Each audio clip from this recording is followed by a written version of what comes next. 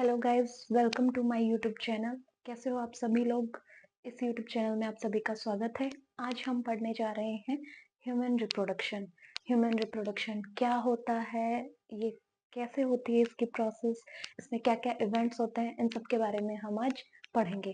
तो सबसे पहले हम स्टार्ट करते हैं ह्यूमन रिप्रोडक्शन। ठीक है, तो ह्यूमन रिप्रोडक्शन, चलो सबसे पहले इसके बारे में पता चलते हैं करते हैं कि ह्यूमन रिप्रोडक्शन है क्या चीज जनरली। तो ह्यूमन, किस किस को नहीं पता ह्यूमन क्या होता है? तो जनरली सबको पता है ह्यूमन क्या होता है। फिफ्थ क्लास से लेकर के मिड तक के बच्चे को सबको पता हो ह्यूमन क्या होता है, आजकल सबको पता है। तो we are human beings. Human का किंगडम क्या है? एनिमेलिया। ठीक है, ह्यूमन का किंगडम क्या है? एनिमेलिया किंगडम से बिलोंग करता है। ठीक है, ह्यूमन जो है स्पीसीज है होमोसेपियंस। होमोसेपियंस इसका ग्रुप है। ठीक है, अब जो है रिप्रोडक्शन, रिप्रोडक्शन क्या होता है? जनरली अपने ही जैसी संतति को प्रोड्यूस करने की प्रोसेस को रिप्रोडक्शन बोल देते हैं, जनन जिसको बोल देते हैं। तो री यानी दोबारा और प्रोडक्शन यानी उत्पन्न करना, यानी अपने ही जैसी संतति, मानव संतति को प्रोड्यूस करने की प्रोसेस को ह्यूमन रिप्रोडक्शन बोल देते हैं। ह्यूमन जो है अपने ही जैसे संतति प्रोड्यूस करता है, इसलिए इसको विविपेरस बोल देते हैं। क्यों? क्योंकि ये सजीव प्रोड्यूस करता है, एग नहीं बनाता। ये अंडे पैदा नहीं करता, ये बच्चे पैदा करता है, तो इसलिए इसको बोल देते हैं विविपेरस। Viviparous animal. ठीक है, विविपेरस एनिमल जो जीव जो सभी अपने ही जैसे बच्चे प्रोड्यूस करते हैं उनको बोल देते हैं विविपेरस। कुछ ऐसे होते हैं जो अंडे प्रोड्यूस करते हैं, उनको बोल देते हैं ओविपेरस, जैसे कि मुर्गा हो गया, ये सब ओविपेरस हो गए। अब हम इसमें पढ़ते हैं कि ह्यूमन रिप्रोडक्शन के अंदर क्या क्या इवेंट्स होते हैं, कैसे ह्यूमन रिप्रोडक्शन होता है, इन सब के बारे में जानते हैं। तो सबसे पहले है मेल रिप्रोडक्टिव सिस्टम, यानी कि मेल रिप्रोडक्टिव सिस्टम यानी कि नर प्राणी जो है गैमेट फॉर्मेशन की प्रोसेस करता है, उसको बोल देते हैं male reproductive system. Male reproductive system के अंदर जो सेक्स ऑर्गन्स होते हैं यानी कि जनन अंग, वो कौन कौन से होते हैं इसके बारे में हम जानेंगे। सबसे पहले है टेस्टिस, ठीक है, जिसको हम ब्रशन बोल देते हैं। फिर है सेमिनल वेसिकल, जो कि एब्डोमिनल पार्ट से नीचे पेल्विक रीजन में ये प्रेजेंट होते हैं। फिर है बल्बो यूरेथ्रल ग्लैंड। ठीक है, इन सब चीजों के बारे में हम पढ़ेंगे। उसके बाद में है यानी कि गैमेट फॉर्मेशन की प्रोसेस मेल करता है, इसको बोल देते हैं मेल रिप्रोडक्टिव सिस्टम। ठीक है, उसके बाद में पढ़ेंगे हम फीमेल रिप्रोडक्टिव सिस्टम, यानी कि फीमेल गैमेट फॉर्मेशन की प्रोसेस को बोल देते हैं फीमेल रिप्रोडक्शन। इस प्रोसेस के अंदर फीमेल रिप्रोडक्टिव सिस्टम बोल देते हैं। इसके अंदर जो सेक्स ऑर्गन्स होंगे generally Bartholin glands, vagina, fallopian tube और यूटेरस। ठीक है, ये सभी पेल्विक रीजन के अंदर प्रेजेंट होते हैं फीमेल एनिमल, फीमेल के अंदर। उसके बाद में हम पढ़ेंगे इंसेमिनेशन, यानी कि मेल और फीमेल गैमेट्स, मेल और फीमेल गैमेट्स अपने अपने बॉडी के अंदर गैमेट फॉर्मेशन की प्रोसेस को करते हैं, इसको बोल देते हैं इंसेमिनेशन। उसके बाद में होता है गैमेटोजेनेसिस। तो गैमेटोजेनेसिस क्या होता है कि मेल प्राणी अपनी बॉडी के अंदर गैमेट फॉर्मेशन करेगा और फीमेल प्राणी अपनी बॉडी के अंदर गैमेट फॉर्मेशन करेगा, तो इस प्रोसेस को बोल देते हैं गैमेटोजेनेसिस, यानी कि male plus female gamete formation के प्रोसेस को करते हैं, इसको बोल देते हैं गैमेटोजेनेसिस। ठीक है, इसके बाद में, ठीक है, मेल और फीमेल गैमेट के फ्यूजन से, मेल और फीमेल गैमेट के फ्यूजन से का जो फ्यूजन होता है उसको बोल देते हैं फर्टिलाइजेशन, जिससे जाइगोट फॉर्मेशन होता है। यानी कि मेल और फीमेल गैमेट्स के फ्यूजन से जाइगोट फॉर्मेशन होता है। ठीक है, तो इसमें मेल गैमेट जो फॉर्मेशन करेगा वो क्या करेगा? स्पर्म। ठीक है, और फीमेल गैमेट फॉर्मेशन क्या करेगा? ओवम। ठीक है, इन दोनों का फ्यूजन हो जाएगा, तब क्या बनेगा? जाइगोट। तो इस प्रोसेस को बोल देते हैं फर्टिलाइजेशन। ठीक है, मेल और फीमेल गैमेट के फ्यूजन से, यानी कि स्पर्म और ओवम के फ्यूजन से फर्टिलाइजेशन प्रोसेस होगी, जिससे जाइगोट बनेगा। That's process is called fertilisation. उसके बाद में हम पढ़ेंगे क्लीवेज के बारे में, इसके बारे में हम डिटेल्स में पढ़ेंगे। उसके बाद में हम पढ़ेंगे क्लीवेज। क्लीवेज यानी इसके अंदर मेल और फीमेल गैमेट्स के फ्यूजन से जाइगोट जो बनता है, उसके बाद में एग सेल एम्ब्रियो फॉर्मेशन की प्रोसेस होती है, मियोसिस होता है, माइटोसिस होता है, मियोसिस फर्स्ट होता है, माइटोसिस फर्स्ट सेकंड, ये सारी प्रोसेस होती है जिसके अंदर ब्लास्टुला बनता है, गेस्ट्रुला बनता है, ब्लास्टोसिस्ट बनता है, ये सारी प्रोसेस हम पढ़ेंगे। तो इस प्रोसेस को बोल देते हैं क्लीवेज यानी कि विदलन, विघटन, ठीक है। मियोसिस फर्स्ट होता है इसमें, मियोसिस सेकंड होता है और मियोसिस माइटोसिस होता है, ठीक है। माइटोसिस फर्स्ट और सेकंड, ये प्रोसेस कब कब और कैसे होती है इन सब चीजों के बारे में हम जानेंगे, ठीक है। उसके बाद में एम्ब्रियोनिक डेवलपमेंट, यानी कि एम्ब्रियो का डेवलपमेंट कैसे होता है, जब फर्टिलाइजेशन हो जाता है, जायगोट बनेगा, जायगोट से एम्ब्रियो की फॉर्मेशन, एम्ब्रियो कैसे बनेगा, उसका डेवलपमेंट कैसे होता है, इन सब चीजों के बारे में एम्ब्रियोनिक डेवलपमेंट के अंदर पढ़ा जाता है। ये हम ह्यूमन रिप्रोडक्शन का इंट्रो पढ़ रहे हैं, ठीक है। एम्ब्रियोनिक डेवलपमेंट, ठीक है। और एम्ब्रियोनिक डेवलपमेंट, एम्ब्रियो का डेवलपमेंट जनरली जो है 5 to 7 वीक्स के अंदर हो जाता है। उसके बाद में धीरे धीरे धीरे धीरे जो है इसमें सबसे पहले हार्ट बनेगा, एम्ब्रियो प्लेसेंटा, प्लेसेंटा के अंदर हार्ट बनेगा, उसके बाद में उसके लिम्स बनेंगे, हैंड्स बनेंगे, उसके बाद में जो है बाकी और किडनी, लंग्स, ये सारी प्रोसेस बनेगी। जनरली 3 मंथ्स के अंदर बेबी के ऑर्गन्स का सारा डेवलपमेंट हो जाता है। तो जनरली तभी तो बोलते हैं कि स्टार्टिंग में 3 मंथ्स बहुत ध्यान रखना पड़ता है। बेबी जब कंसीव होता है तो 3 मंथ्स के अंदर बेबी के सारे ऑर्गन्स डेवलप हो जाते हैं। फिर 5th मंथ तक बेबी की हार्ट बीट सुनाई देती है, 5th मंथ तक बेबी की हार्ट बीट सुनाई देती है। उसके बाद में बेबी जो है मूव करना स्टार्ट करता है। फिर 7 to 9 मंथ्स तक तो है बेबी की साइज बढ़ती है। उसके बाद में ये एम्ब्रियोनिक डेवलपमेंट, इस प्रोसेस को बोल देते हैं एम्ब्रियोनिक डेवलपमेंट के बाद में जो ये प्रोसेस होती है, जब उसकी साइज बढ़ती है, उसके ऑर्गन्स बनते हैं, शेप बनते हैं, तो इस प्रोसेस को बोल देते हैं गैस्ट्रेशन पीरियड, ठीक है। उसको न्यूट्रिशन भी मिलता है। उसके बाद में होता है पार्चुरेशन, पार्चुरेशन यानी कि बर्थ वाली प्रोसेस को बोलते हैं पार्चुरेशन।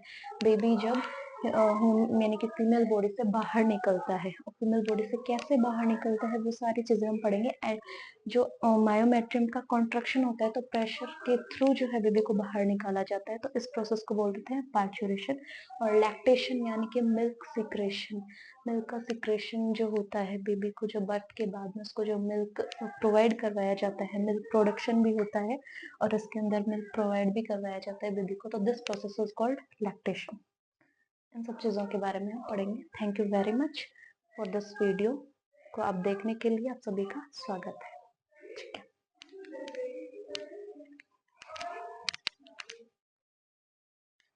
अब हम स्टार्ट करते हैं मेल रिप्रोडक्टिव सिस्टम के बारे में। तो इसके अंदर सबसे पहले प्राइमरी सेक्स ऑर्गन कौन कौन से हैं और सेकेंडरी सेक्स ऑर्गन्स कौन कौन से हैं, इसके बारे में हम बात करते हैं। तो सबसे पहले प्राइमरी सेक्स ऑर्गन में टेस्टिस आ जाएगा, आपका टेस्टिस आ जाएगा, और फीमेल रिप्रोडक्टिव सिस्टम के अंदर ओवरी आ जाएंगे। ये प्राइमरी सेक्स ऑर्गन्स हो गए। और सेकेंडरी सेक्स ऑर्गन के अंदर जो है मेल रिप्रोडक्टिव सिस्टम के अंदर एक तो आ जाएगा ग्लांस पेनिस आ जाएगा आपका, ठीक है।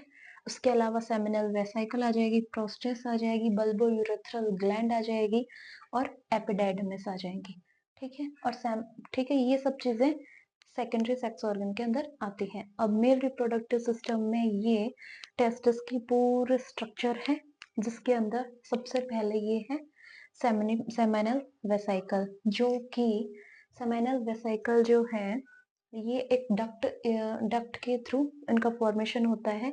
ये डक्ट है जो सीमन का सिक्रेशन करती है, एक सीमन का सिक्रेशन करती है जो कि एल्केलाइन होता है, जिसका पीएच एल्केलाइन होता है, 7.4 के समथिंग होता है।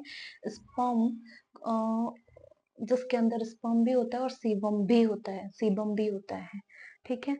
उसके बाद प्रोस्टेट, ये एक छोटे से पी लाइक स्ट्रक्चर है जिसको हम प्रोस्टेट बोल देते हैं। उसके बाद में इसके अंदर थोड़ा सा नीचे आकर के काउपर्स ग्लैंड प्रेजेंट होती है।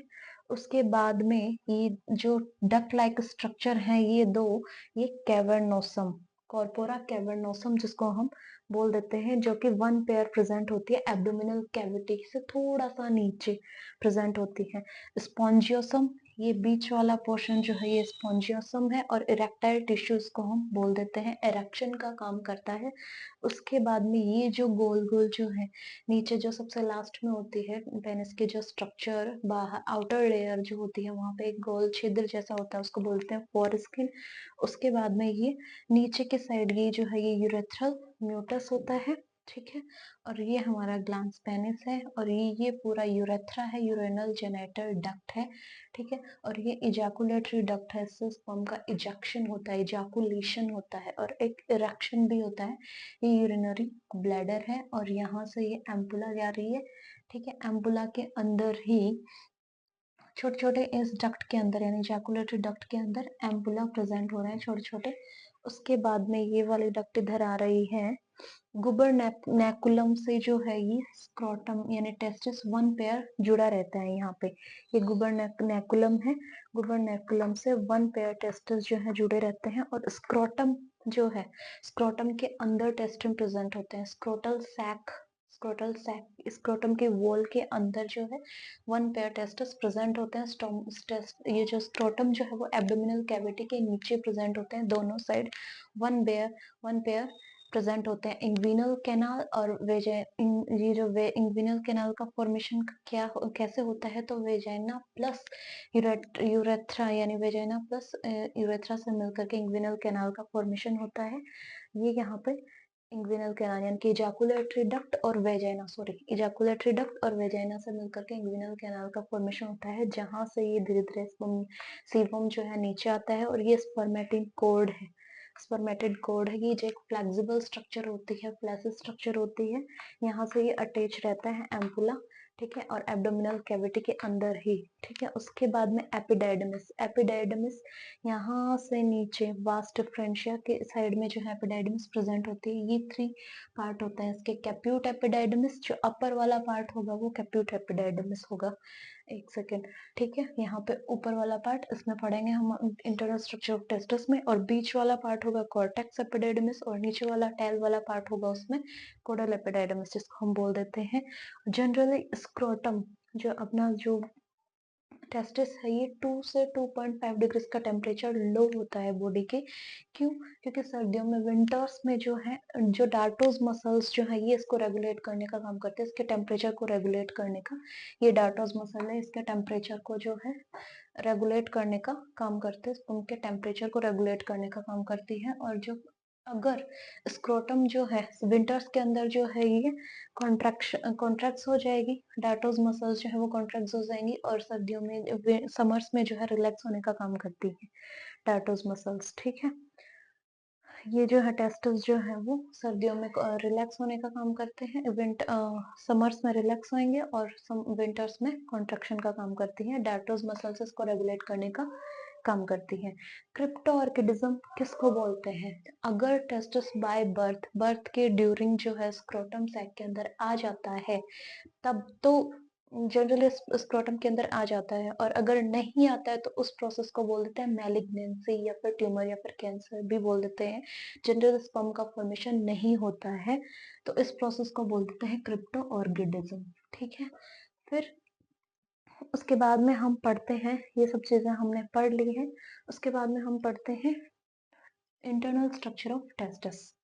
तो जनरली इसके अंदर इंटरनल स्ट्रक्चर ऑफ टेस्टिस के अंदर ये लिम्फ वेसल्स भी प्रेजेंट होती हैं, इसमें vast differentia, muscles, arteries, veins, ये सारी चीजें इसमें प्रेजेंट होती है। ट्यूनिका वेजिनलिस भी प्रेजेंट होती है, ट्यूनिका एल्बुजिनिया भी प्रेजेंट होती है, ट्यूनिका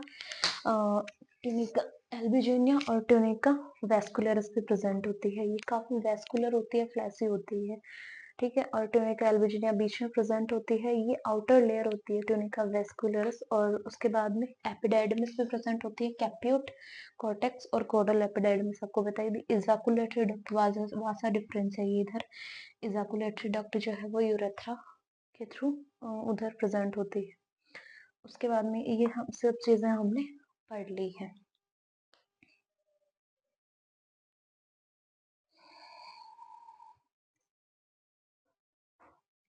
ठीक है।